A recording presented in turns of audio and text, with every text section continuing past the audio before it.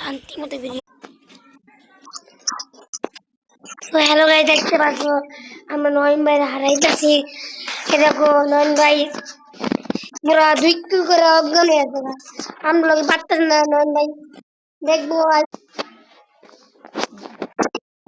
প্রথম দেখেন ভিডিওগুলো মনে সুন্দর হয়েছে।